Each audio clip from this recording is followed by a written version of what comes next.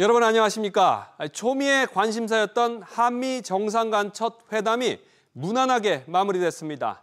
우려했던 트럼프 대통령의 깜짝 청구서는 없었고 공동 합의문 발표도 없었지만 전반적으로는 성공적이었다는 평가입니다. 오늘은 한미 정상회담 소식 자세히 분석해드리겠습니다. 우리 시간으로 오늘 새벽에 열린 이재명 대통령과 트럼프 대통령의 첫 정상회담이 마무리됐습니다. 두 정상은 2시간 20분 동안 민감한 주제는 피해가면서 시종일관 화기애애한 분위기 속에 회담을 진행했고 조선업을 비롯한 경제협력 의지를 다졌습니다. 기존 통상협상 합의를 유지하기로 했지만 세부 쟁점을 둘러싼 이견은 여전히 남아있어서 향후에 추가적인 논의는 지켜봐야 될 것 같습니다. 첫 소식 우형준 기자가 보도합니다. 한미 정상회담 시작 직전 트럼프 미국 대통령이 자신의 SNS에 적은 글 때문에 팽팽한 긴장감이 맴돌았습니다. 하지만 실제 마주한 첫 만남의 분위기는 달랐습니다. It's an honor to be with President Lee of South Korea. 미국을 다시 위대하게 만드는 것이 우리 대통령님의 꿈인데 미국이 다시 위대하게 변하고 있는 것 같고 140여 분 동안 이어진 회담에선 양 정상은 조선과 원전, 에너지, 항공 등 전략산업 협력 방안을 집중 논의했습니다. 이 대통령은 미국이 필요로 하는 부분을 정확히 공략했습니다. 조선 분야뿐만이 아니라 제조 분야에서 르네상스가 이루어지고 있고 그 과정에서 대한민국도 함께하게 기대합니다. We're also going to have them make ships here with our people using our people. And we're going to go back into the shipbuilding business again. 이 과정 속에 우리 정부가 지난달 발표한 관세 협상 타결안에는 없던 알래스카 LNG에 대해 트럼프 대통령이 합작법인 참여를 직접 언급하면서 새로운 변수로 떠올랐습니다. As you know, in Alaska, and we're going to be making a deal, a joint venture with South Korea. 대통령실은 공동 합의문이 필요 없을 정도로 이번 회담이 당초 계획했던 경제와 동맹, 신분야 개척 등 3가지 영역에서 모두 소기의 성과를 거둔 회담이었다고 자평했습니다. 기존의 통상협상 합의를 유지하기로 했지만 농산물 추가 개방 등 세부 쟁점을 둘러싼 양국 간의 이견은 여전한 만큼 후속 협의 과정에서 진통이 예상됩니다. SBS 비즈 우형준입니다. 재계는 대규모 투자 보따리를 풀면서 이번 한미 정상회담을 측면 지원했습니다. 현대차는 추가로 로봇 공장을 짓기로 했고 대한항공은 미국산 항공기 구매로 통큰 투자에 나섰습니다. 11건의 MOU를 쏟아냈고 모두 합쳐서 1,500억 달러를 미국에 추가로 투자하기로 했습니다. 기업들이 단순한 대미 수출 확대를 넘어서서 미국 현지에서 생산과 투자, 기술이 연결되는 순환 구조로 전환에 나섰다는 분석이 나옵니다. 이 내용은 조슬기 기자가 보도합니다. 지난 3월 210억 달러 대미 투자 계획을 발표한 현대자동차 그룹은 한미 정상회담 이후 대미 투자 규모를 260억 달러로 늘렸습니다. 투자 분야는 제철, 자동차, 로봇입니다. 저탄소 고품질의 강판을 적기 공급함으로써 자동차 양산 능력을 끌어올리고 관세 충격에 적극 대응하겠다는 계획입니다. 연 3만 대 규모의 로봇 공장을 신설한다는 내용도 이번에 새로 추가됐습니다. 대한항공은 500억 달러 규모의 통큰 대미 투자 계획을 발표했습니다. 미 보잉사 차세대 항공기 100세대를 2030년 말까지 차례로 도입하고 지휘 에어로스페이스 측과 엔진 구매, 정비 서비스 계약을 맺었습니다. 이재명 대통령은 한미 양국 기업들이 협업할 분야가 매우 다양하다며 정부도 한미 동맹의 황금 시대를 열기 위해 적극 지원할 것이라고 말했습니다. 제조산업 분야 최고의 기술력을 보유한 대한민국이야말로 미국의 제조업 르네상스를 달성할 최적의 파트너라고 생각됩니다. 한미 정상회담 직후 열린 비즈니스 라운드테이블 행사에선 모두 11건의 투자협력 MOU가 체결됐습니다. 한국과의 협력 의지가 얼마나 강력한가를 보여주었다고 합니다. 제조업 글로벌 강국인 첨단 기술의 세계 최강국인 미국이 함께 손을 잡고 국내 기업들은 HD현대와 삼성중공업, 두산에너빌리티와 고려아연 등이 참석했고 미국 측은 필리핀 수빅조선소를 보유한 서버러스 캐피탈을 비롯해 방산기업 록히드 마틴 등이 참석했습니다. SBS 비즈 조슬기입니다. 이번 회담에서는 특히 마스가 프로젝트를 지렛대로 기존 통상 합의를 유지했다고 해도 과언이 아닙니다. 조선업을 중심으로 한 마스가 프로젝트에 대한 미국의 관심이 큰 만큼 우리 기업들의 후속 조치도 속속 이뤄지고 있습니다. 최근 불공정 협약 논란이 발생한 원전 분야에서도 양국의 협업을 공식화하면서 의미 있는 결실을 맺었습니다. 그런데 트럼프 대통령이 취임 초기부터 압박해온 알래스카 LNG 사업 참여에 대해서는 우리 정부와 여전히 온도차가 느껴집니다. 이어서 최지수 기자입니다. HD현대가 수십억 달러 규모의 한미 조선업 투자 프로그램을 발표하면서 마스가 프로젝트가 본격적으로 시동을 걸고 있습니다. HD현대는 현지 조선소 인수, 첨단 기술 개발을 통해 미국의 조선업 재건을 뒷받침할 계획입니다. 한화오션은 마스가 주요 거점으로 꼽히는 한화 필리 조선소 확장을 위해 우리 돈 약 970억 원을 추가로 투자할 예정입니다. 문제는 결국은 임금 구조도 그렇고 원자재 가격도 그렇고 미국이 좀 비싸기 때문에 그런 부분들을 다 좀 따져봐야 될 것 같고요. 그런 차이를 해소해 나가면서 생태계를 구축하는 관건이 될 거라고 생각이 됩니다. 최근 미국 웨스팅하우스와의 불공정 협약 논란이 불거진 원전 분야에서도 구체적인 성과가 나왔습니다. 한수원과 두산 에너빌리티 등 팀 코리아가 미국의 대형 원전 4기와 SMR을 짓기로 했습니다. 미국은 데이터 센터에서 필요한 전기를 공급하기 위해서는 SMR을 늘리는 수밖에 없고 그 SMR을 실질적으로 지을 수 있는 우리나라의 협력을 요청한 것이고 기업 간의 협약들이 향후 미국 진출을 위한 중요한 출발점이 될 수 있습니다. 다만 미국이 강하게 요구해온 알래스카 LNG 사업 참여에 대해선 우리 정부는 불투명한 사업성을 이유로 신중한 입장입니다. 트럼프 대통령은 이번 회담에서 알래스카 사업에 한국과 일본이 투자할 것이라고 못을 박아 언급했지만 대통령실과 산업부는 아직 사업성을 검토하고 있다며 이번 회담을 통해 추가로 결정된 건 없다는 입장을 고수했습니다. SBS 비즈 최지수입니다. 이번 정상회담은 화기애애한 분위기 속에서 마무리됐지만 이후에 미국이 디지털 무역 장벽과 관련해서 엄포를 내놨습니다. 정부가 거대 플랫폼 기업의 독과점을 규제하겠다며 추진하는 온라인 플랫폼법 제정과 이 정밀지도 국외 반출 규제 등 이 현안도 추가 관세의 빌미가 될 수 있어서 걱정입니다. 이어서 안지혜 기자입니다. 트럼프 대통령은 한미 정상회담 이후 SNS를 통해 미국과 미국 기술 기업들은 세계의 돼지 저금통이나 호구가 아니라면서 격한 단어를 쏟아냈습니다. 미국 기술에 해를 입히기 위해 설계된 디지털 세금과 서비스 법안 등 차별적 조치가 철회되지 않으면 상당한 추가 관세를 부과하고 미국산 기술과 반도체에 대한 수출 통제를 시행할 것이라고 경고했습니다. 특정 국가를 언급하진 않았지만 유럽연합과 한국 등 나라를 겨냥한 것으로 풀이됩니다. 이번 한미 정상회담에서 한국의 디지털 장벽에 관한 논의는 없었던 것으로 파악됩니다. 하지만 트럼프의 이번 발언을 보면 한국도 안심할 수는 없습니다. 트럼프는 지금 관세라는 것을 일종의 지렛대로 해가지고 좀 더 강력한 요구들을 하고 있어서 한국이 이제 그 요구를 수용하지 않는 게 상당히 어렵지 않느냐 그렇게 보입니다. 일부에서는 추가적인 관세를 물면서까지 온라인 플랫폼법 제정을 강행할 실익이 없다는 지적도 나옵니다. 미국이 그런다고 해서 들어줄 것도 아니고 그거에 대해서 온풀법에 대해서 말대로 뭐 한다고 해서 미국 기업이 지키지도 않을 거고요. 당장 한미 정상회담 이후로 처리를 미뤄둔 온라인 플랫폼법 제정과 구글이 신청한 고정밀 지도 반출 결론에 정부 부담이 한층 커졌습니다. SBS 비즈 안지혜입니다. 이재명 대통령과 트럼프 대통령의 첫 정상회담이 마무리된 오늘 코스피는 별다른 상승 동력을 찾지 못하면서 나흘 만에 하락세로 돌아섰습니다. 미국의 기준금리 인하 기대감이 줄어든 가운데 그동안 미국발 호재로 증시 상승을 주도했던 조선과 원전주도 약세를 보였습니다. 계속해서 이민우 기자입니다. 한미 정상회담에 코스피는 3,200선을 내주고 1% 가까이 떨어져 3,179.36에 거래를 마쳤습니다. 개인은 1조 100억 원어치 사들였지만 외국인과 기관은 각각 7,800억 원, 3,100억 원 팔았습니다. 간밤 한미 정상회담이 무난하게 흘러갔지만 상승 동력으로 작용될 구체적 합의점이 도출되지 않은 탓입니다. 한미 정상회담에 키로 꼽힌 조선주와 원전주는 모두 하락했고 대신 알래스카 LNG 프로젝트 사업 언급에 관광주는 모두 올랐습니다.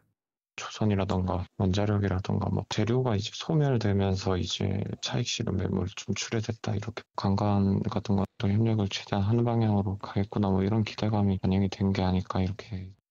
트럼프 대통령의 자본시장 개입이 하락을 더 부추겼다는 분석도 나옵니다. 연준의 쿠기사 해임이라든지 인텔 지분을 미국 정부가 이제 매입을 하는데 미국 정부가 좀 시장 개입에 적극적으로 나서고 있다는 우려감, 미디어 실적 경계감 뭐 이런 것들이 법적으로 작용하지 않았나 보고 있습니다. 여기에 금리 인하를 시사한 제롬 파월 연준 의장의 발언이 재평가되며 경기 심리가 확산한 것도 또 다른 원인으로 꼽힙니다. 이 가운데 다음 달 FOMC 회의를 앞두고 발표되는 미국 비농업 고용, 소비자 물가지수, 개인 소비 지출 등 주요 지표에 따라 코스피는 또다시 출렁일 전망입니다. SBS 비즈 이민호입니다. 지난 1분기 임금 근로 일자리가 15,000개 늘어나는 데 그쳤습니다. 통계를 작성한 이래 가장 적게 늘어난 건데 내수와 수출 부진이 겹치면서 제조업 일자리가 4년 만에 감소했고 특히 도소매업 일자리도 처음으로 줄었습니다. 지웅배 기자, 역시 일자리 시장 부진이 또 한 번 확인이 됐군요. 그렇습니다. 통계청이 오늘 발표한 1분기 임금근로 일자리 동향에 따르면요. 임금근로 일자리는 2,053만여 개로 1년 전보다 15,000개 증가하는 데 그쳤습니다. 이는 2018년 관련 통계가 집계된 이래 가장 적은 증가폭입니다. 증가폭 추이를 보면 지난해 1분기 31만 4천 개에서 4분기 15만 3천 개로 감소세를 보이다가 올해 1분기 10,000개대로 급감한 겁니다. 산업별론 건설업에서 역대 가장 큰 폭인 15만 4천 개가 줄었습니다. 건설업 일자리는 이미 6개 분기 연속 줄면서 169만 개로 축소됐습니다. 제조업은 12,000개 줄며 2021년 1분기 이후 4년 만에 감소했습니다. 도소매업 일자리도 8,000개 감소하며 처음으로 마이너스를 기록했고요.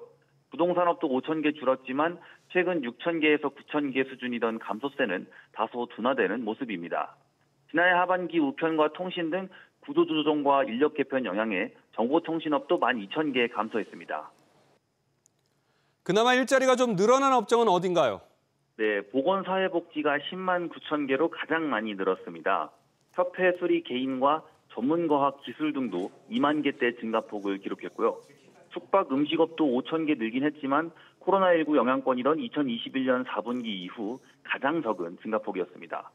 통계청은 지속되는 건설 경기 침체와 수출 부진이 건설업, 제조업 일자리 감소에 영향을 준 것으로 보인다고 설명했습니다.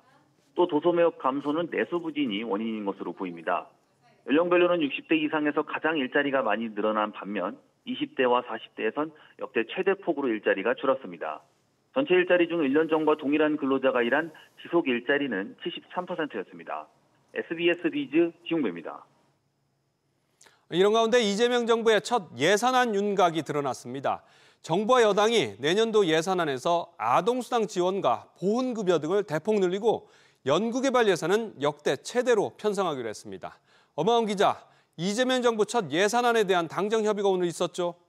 네, 한적희 민주당 정책위원장은 오늘 내년도 예산안 당정 협의 후 아동수당 지원을 확대하고 인구 감소 지역에 따라 추가적으로 지원하는 등 아동 양육에 대한 정부 지원을 확대한다고 밝혔습니다. 이어 소상공인과 자영업 매출에 도움이 되고 지역 경제를 살리는 지역사랑 상품권 발행 예산 지원도 적극 반영하기로 했다고 설명했습니다.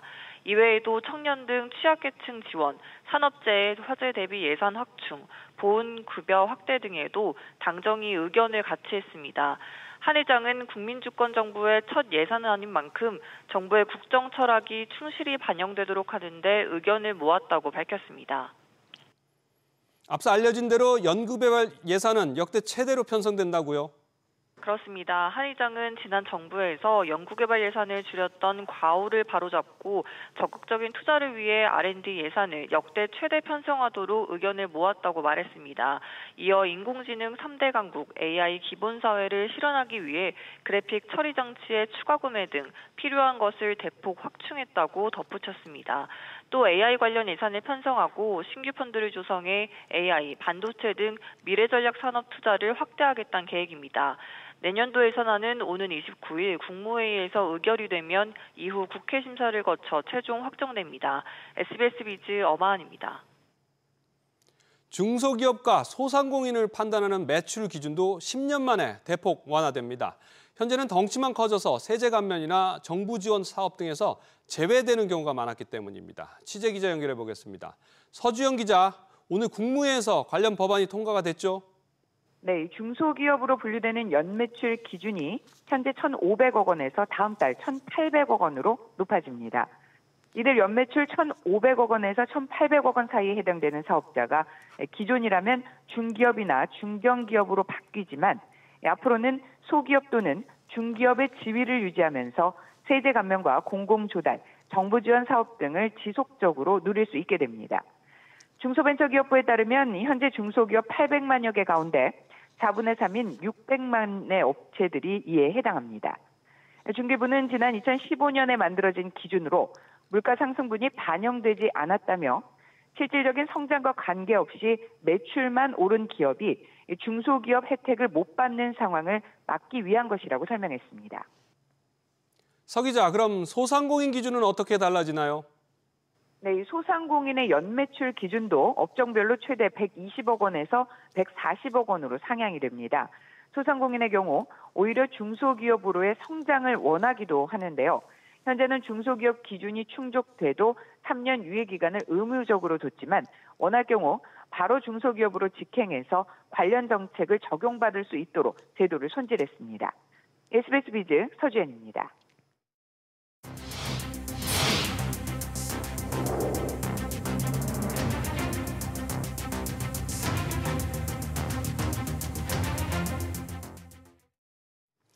폭염과 폭우로 전방위적인 물가 인상이 이어지는 가운데 이 틈을 타고 명품 업계도 줄줄이 가격을 올리고 있습니다. 루이비통이 올해 추가적인 가격 인상을 예고하고 있습니다. 최윤아 기자. 네, 최윤아입니다. 루이비통, 먼저 면세 가격부터 올렸다고요? 네, 업계에 따르면 루이비통은 지난 15일부터 면세점 판매 가격을 평균 2% 인상했습니다. 대표 제품인 캐리올 PM의 경우 면세 가격이 380만 원대로 올라 국내 백화점 가격과 8% 정도 차이밖에 나지 않습니다. 루이비통의 국내 가격 인상은 올해 들어서만 벌써 세 번째인데요. 지난 1월과 이어 4월에도 각각 대표 가방 제품 가격을 3% 정도씩 올렸습니다. 이번에 면세점 가격을 인상한 만큼 백화점 등의 판매 가격 인상도 임박한 것으로 보입니다. 매년 올리는 것도 모자라서 이제는 아예 1년에 여러 번 인상하고 있는데 다른 명품들도 마찬가지인가요? 그렇습니다. 샤넬은 연초에 이어 6월에 가방 등 패션 잡화 제품 가격을 잇따라 올렸는데요. 조만간 추가 인상도 예고됩니다. 최근 미국 내 판매 가격을 4%대 올렸기 때문입니다. 프라다도 지난 15일 국내 판매 가격을 6% 올렸는데 올해 들어 두 번째 인상이고요. 버버리와 롤렉스, 부쉐론, 디올 주얼리 등도 줄줄이 가격을 올렸습니다. 여름 휴가철에 이어 추석 황금 연휴와 가을 웨딩 시즌 등 성수기가 이어지면서 하반기 명품업계 N차 인상은 계속될 전망입니다. SBS 비즈 최윤아입니다. 은행권에 이어서 금융당국 압박을 받은 보험사들도 300억 원 규모의 상생기금을 만들기로 했습니다. 이 돈으로 보험료를 전액 지원하는 이른바 무상보험을 출시합니다. 지자체와 손잡고 내년 초부터 본격 출시되는데 소상공인과 다자녀 가구 중심으로 혜택이 있을 전망입니다. 오서영 기자. 네, 오서영입니다. 어떤 무료 보험들이 나오는 건가요? 네, 우선 6가지 보험이 출시됩니다. 신용보험, 상해보험, 기후보험, 풍수해보험, 화재보험, 그리고 다자녀 안심보험인데요. 소상공인 민생회복, 저출산 극복이 목적입니다. 생명보험사와 손해보험사들이 총 300억 원의 상생기금을 출연하며 지자체가 또 일부를 부담합니다. 가입은 지자체별로 될 예정인데요. 우선 올해 3분기 무상보험을 지원하는 1호 지자체가 나오는데 호남 지역이 될 가능성이 클 것으로 보입니다. 본격적으로 전국 각 지역에서 무상보험을 이용할 수 있는 건 내년 초부터입니다. 무상보험 추진 지역으로 확정된 곳의 소상공인과 다자녀 가구는 자연스럽게 혜택을 받을 수 있을 전망입니다. 보험료가 무작정 무료는 아닐 테고 언제까지 보험료 지원을 받을 수 있는 건가요? 네, 현재 정해진 안에 따르면 13만 원 상당의 소상공인 단체상해 보험은 1년 보장됩니다. 또 3만 3천 원 상당의 풍수해 보험은 1년 보장되고요. 12만 원 상당의 다자녀 보험은 둘째부터 취약계층을 대상으로 출생 후 2년 동안 보장됩니다. 무상보험은 앞으로 3년간 지원한다는 정부 계획 직접 들어보시죠. 풍수해 보험은 최대 90만 명, 취약계층 아이들이 걱정 없이 병원에 다닐 수 있는 다자녀 안심보험은 최대 24만 명의 혜택이 됩니다. 17개 시도에 계시는 국민들 모두가 골고루 혜택을 받을 수 있도록 지자체와 정부도 함께 협의하고 우리 보험업권도 같이 협업을 강화해 나갔으면 좋겠습니다. 지자체별로 맺는 협약에 따라 더 다양한 상품이 나올 것으로 보입니다. SBS 비즈 오서영입니다. 성인병으로 알려진 2형 당뇨병을 앓는 10대에서 20대 환자 비중이 지난 13년 사이에 4배나 늘었습니다. 특히 최근에는 소아청소년 환자도 급격히 늘고 있어서 아이들 식습관에 경고등이 켜졌습니다. 정강윤 기자의 보도입니다. 코로나 시기를 거치며 아이들 입맛은 간식과 배달 음식에 길들여졌습니다. 아기도 이제 저희도 배달 음식 먹고 하니까 또 같이 자주 먹게 되는 것 같아요. 단 음식, 조금 평소에 안 먹였으면 하는 음식을 좀 많이 찾긴 해요. 네, 그래서 조금 걱정되는 부분도 있어요. 탕후루, 두바이 초콜릿 등 달고 짠 먹거리 유행도 끊이지 않습니다. 마라탕 먹고 난 다음에 빙수 먹으러 가거나 그런 식으로 단짠 그런 조합이 또 유행하기도 하고 하면서 먹었던 것 같아요. 국내 30세 미만 2형 당뇨병 환자 비율은 지난 2021년 인구 10만 명당 270명으로 13년 전보다 4배가량 급증했습니다. 2형 당뇨병은 식습관에 따른 비만 등으로 중장년이 주로 겪는 성인병이었는데 이젠 10대, 20대도 안심할 수 없는 겁니다. 심지어 14세 이하 환자 증가세는 15세에서 29세보다 더욱 가파른데 최근 10년간 소아청소년 비만율이 9%대에서 19% 수준으로 급격히 올라간 영향입니다. 청소년기 당뇨병 합병증은 성인기에 발생하는 경우보다 훨씬 더 중증도가 높고 당뇨병은 사실 완치가 현재까지 불가능한 질환이기 때문에 젊은 시기에 발병할수록 합병증 위험이 올라가는 건 한번 걸리면 평생 고생하는 대표적인 만성질환인 당뇨. 아이들의 식단 관리 대책이 시급하다는 지적입니다. SBS 비즈 정광윤입니다. 외국인들이 국내에서 사용한 카드 금액이 지난 2분기에 사상 최대 수준으로 늘었습니다. 외국인 관광객이 늘어나면서 국내 소비가 크게 증가했습니다. 이한나 기자, 올 2분기 카드 사용액 얼마나 늘었나요? 네, 한국은행에 따르면 올해 2분기 비거주자의 카드 국내 사용 금액은 37억 9천만 달러로 전분기 27억 4천만 달러보다 38.2% 증가했습니다. 2024년 4분기 33억 8천만 달러를 넘으면서 1997년 통계 작성 이래 사상 최고치를 기록했습니다. 이에 따라 거주자의 카드 해외 사용 금액 대비 비거주자의 카드 국내 사용 금액 비율은 69%로 2016년 4분기 이후 가장 높은 수준을 차지했습니다. 방한객 증가가 국내 카드 사용 증가로 이어지는 모습인데요. 한국문화관광공사에 따르면 외국인의 올해 2분기 국내 방한은 496만 명으로 1분기 387만 명에 비해 28% 증가했습니다. 이는 2005년 통계 작성 이후 역대 최대치입니다. 그럼 우리나라 국민들이 해외에서 사용하는 카드 금액도 많이 늘었나요? 네, 그렇습니다. 다만 여행이 아닌 온라인 직접 구매 사용이 확대된 영향인데요. 2분기 거주자의 카드 해외 사용 금액은 55억 2천만 달러로 전분기 53억 5천만 달러보다 3.3% 증가했는데 역대 3위에 해당하는 기록입니다. 계절적 요인으로 해외여행 수요는 감소했지만 카드당 사용액이 늘고 중국 온라인 쇼핑몰을 통해 직구가 늘어난 데 따른 겁니다. 실제 내국인 출국자는 올해 1분기 779만 7천 명에서 올해 2분기에는 676만 7천 명으로 13.2% 줄었고요. 반면 온라인 해외 직접 구매액은 1분기 13억 5천만 달러에서 2분기에는 15억 5천만 달러로 증가했습니다. 이 중 중국 직구는 10억 4천만 달러로 전분기 8억 4천만 달러에 비해 24.3% 증가했습니다. SBS 비즈 이한나입니다. 이재명 정부의 첫 부동산 공급 대책이 다음 주에 발표될 전망입니다. 정부는 이르면 다음 주 수도권을 중심으로 한 주택 공급 방안을 담은 대책을 내놓을 계획입니다. 앞서 김윤덕 국토교통부 장관은 도심 내 유휴 부지와 노후 공공시설을 활용한 주택 공급 방안을 검토 중이라고 밝힌 바 있습니다.